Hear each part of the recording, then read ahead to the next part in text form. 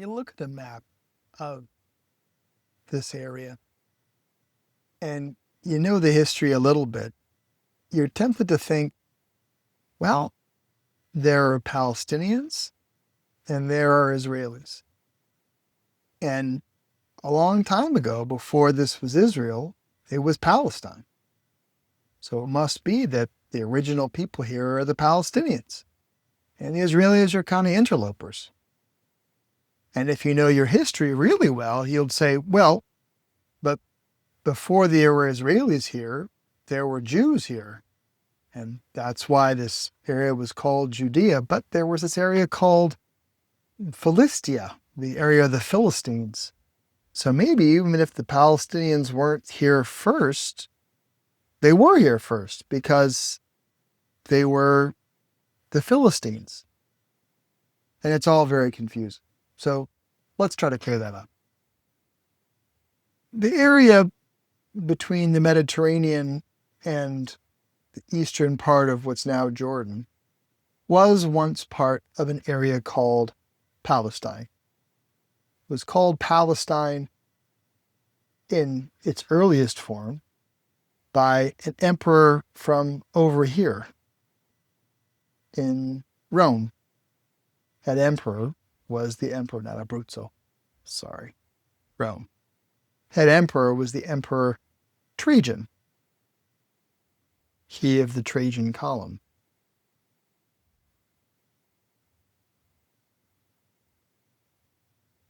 Trajan was Roman emperor from AD 98 to 117. And well, you know what? I've made it wrong. It wasn't Trajan. It was Hadrian, Trajan's adopted son. And it was the Emperor Hadrian who lived from 76 AD to 138 AD when he conquered the Second Great Rebellion in this region, which at the time was called Judea, that he renamed it Palestine. Emperor Hadrian,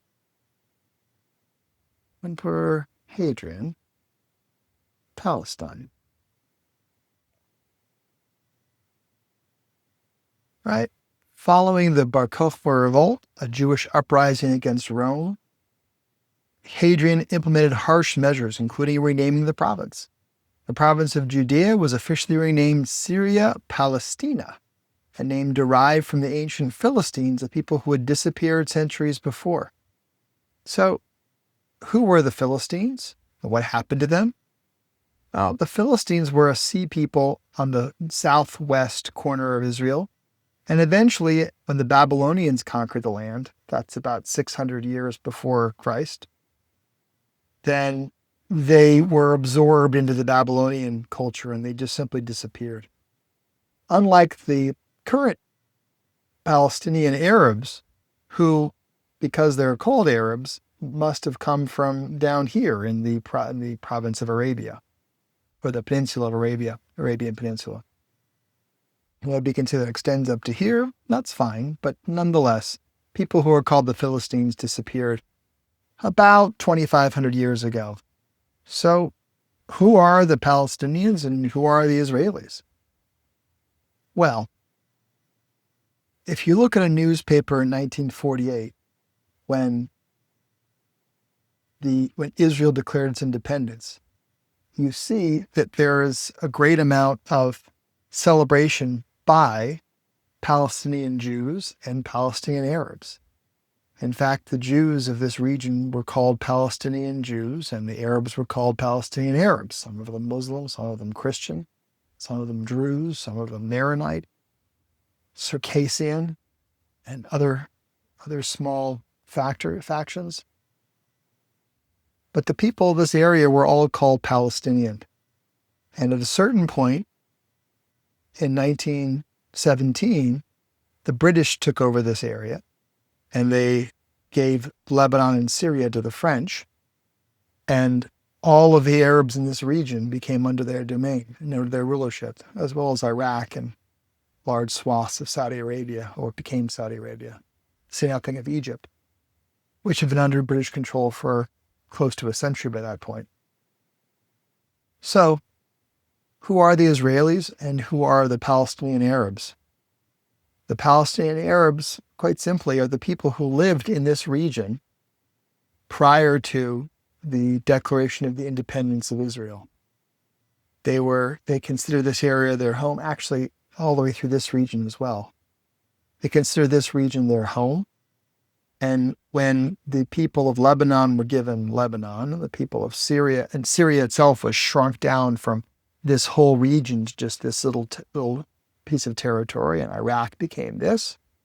The people who were in this territory were, well, no one could seem to quite agree upon it.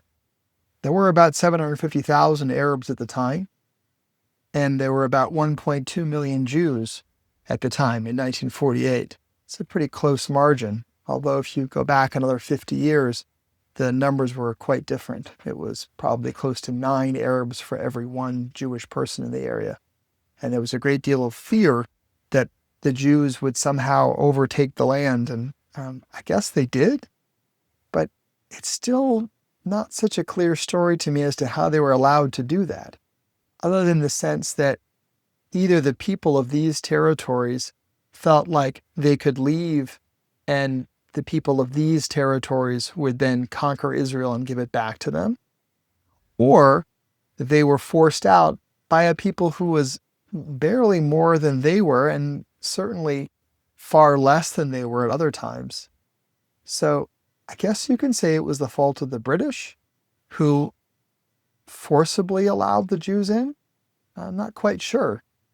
What seems more likely to me is that really most of the people then, just like now, surprisingly enough, really don't much care if the people next to them are Muslim or Arab or Christian or Druze. They simply want to get along and live their lives. And so the Jews were allowed in for the most part because people didn't care.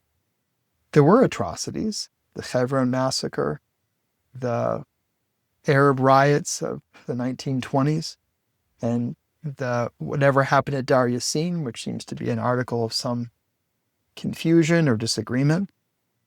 But there were terrible things that happened and terrible tragedies that happened to people on all the sides. That still doesn't change the fact that once there were 9 Arabs for every Jew, and now there are 9 million Jews for 3 million Arabs. And although that might seem like somehow there's just a massive population boom and it's unfair, or I don't know what seems to me more likely is that when 750,000 Arabs looked at this land with 1.2 million Jews and thought, they're going to take our land, they didn't really understand what this land is or could be. They didn't realize that a population that was at that time 2 million would be a drop in the bucket to the 12 million people who live here today, and that there's more than enough space for everyone. So, who are the real Philistines? They're gone. Who are the real Palestinians?